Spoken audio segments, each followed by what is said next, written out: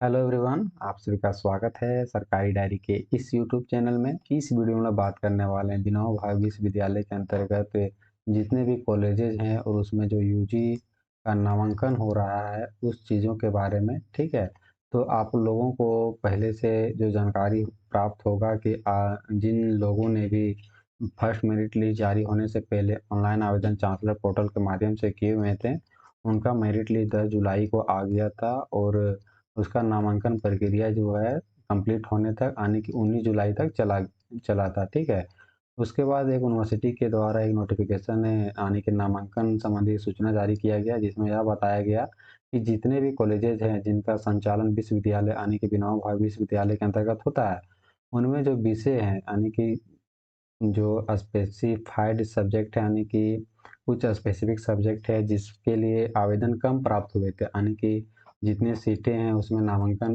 हो उतना काफ़ी नहीं था। इसके लिए पुनः आवेदन को आमंत्रित किया जा रहा है चांसलर पोर्टल के माध्यम से, जिसका अंतिम तिथि 22 जुलाई है। ठीक है, जैसा कि आप स्क्रीन में देख पा रहे होंगे, 15 जुलाई से इसका आवेदन प्रक्रिया चल रहा है और इसका जो अंतिम तिथि है 22 जुलाई 2025 है। ठीक है, जिसके बाद जो पुनः मेरिट लिस्ट जारी किया जाएगा वो 25 जुलाई को जारी किया जाएगा, जिसको आप डाउनलोड कर सकते हैं चांसलर पोर्टल के जो ऑफिशियल वेबसाइट होता है चांसलर पोर्टल। ठीक है, जिसका वेबसाइट यूआरएल है jharkhand university.nic.in। तो वहाँ से आप डाउनलोड कर सकते हैं। उसके बाद आप लोगों को अगर आपका नाम आता है, ठीक है, अगर आपका नाम मेरिट लिस्ट में शॉर्ट लिस्टेड किया जाता है तो जिस कॉलेज में आपका नाम आता है आपको उस कॉलेज में जाना होगा। इसमें आपका डॉक्यूमेंट वेरिफिकेशन किया जाएगा। ठीक है, डॉक्यूमेंट वेरिफिकेशन का जो क्रियाक्रम है यानी कार्यक्रम है वो आपका 25 जुलाई से 2/8 यानी कि 2 अगस्त तक चलेगा, शाम 4 बजे तक। ठीक है, यहाँ पे समय मेंशन कर दिया गया है क्योंकि जो आपका कॉलेज जो टाइमिंग होता है वो जो 4 बजे तक ही चलता है, उसके बाद तो शाम हो जाता है तो कॉलेज ऑफ हो जाता है।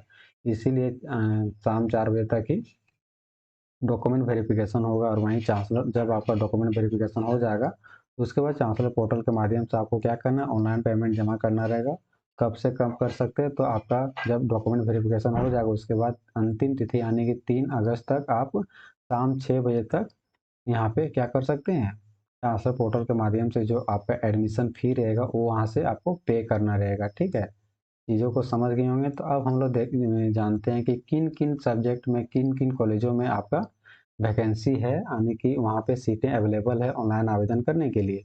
तो यहाँ पे आप देख पा रहे हैं जो कंस्टिट्यूएंट कॉलेज है उसमें जो कॉलेज वाइज या नेम ऑफ द कॉलेज और subject in which chancellor portal is to open for admission application. ठीक है, तो यहाँ पे बताया गया है कि किन किन कॉलेजों में आपका आवेदन एक्सेप्ट किया जा रहा है किन किन सब्जेक्ट को लेके। ठीक, जैसे यहाँ पे एग्जांपल के तौर पे आदर्श कॉलेज राजधनवार। ठीक है, ऑल सब्जेक्ट एक्सेप्ट हिस्ट्री यानी कि ऑल सब्जेक्ट यानी सभी सब्जेक्टों का आपको क्या करना रहेगा, आप आवेदन कर सकते हैं। एक्सेप्ट हिस्ट्री यानी हिस्ट्री छोड़ के आप सभी सब्जेक्टों के लिए आवेदन कर सकते हैं। ठीक है, आप इन उसी प्रकार यहाँ पे नीचे देख पा रहे होंगे चतरा कॉलेज, गिरिडीह कॉलेज। यहाँ पे गिरिडीह कॉलेज की बात करें तो सभी सब्जेक्टों के लिए आवेदन कर सकते हैं, यानी कि जो जो भी आपका जिस सब्जेक्ट में आप ऑनर्स का पढ़ाई करना चाहते हैं, एक्सेप्ट यहाँ पे लिख दिया है कि इन सब्जेक्टों का आवेदन नहीं कर सकते हैं। इन सभी सब्जेक्ट को छोड़ के आप जितने सब्जेक्ट बच जाते हैं, यानी कि जितने भी सब्जेक्ट पढ़ाई होता है गिरिडीह कॉलेज गिरिडीह में, उन सभी सब्जेक्टों के लिए आवेदन कर सकते हैं। यहाँ पे किन किन सब्जेक्टों को यहाँ पे एक्सेप्शन में रखा गया, तो आपका इंग्लिश है, हिंदी है, हिस्ट्री है, पॉलिटिकल साइंस है, संथाली और जूलॉजी।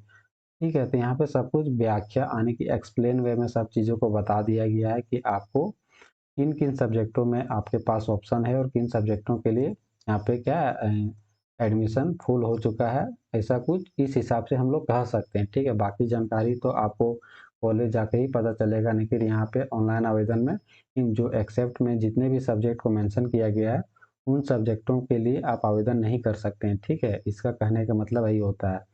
और रही बात यहाँ पे विभिन्न आने की, ऐसा नहीं कि एक ही दो, लगभग लगभग हर एक कॉलेज में यहाँ पे जो है हर एक कॉलेज के लिए क्या किया जा रहा है, आवेदन को एक्सेप्ट आमंत्रित किया जा रहा है।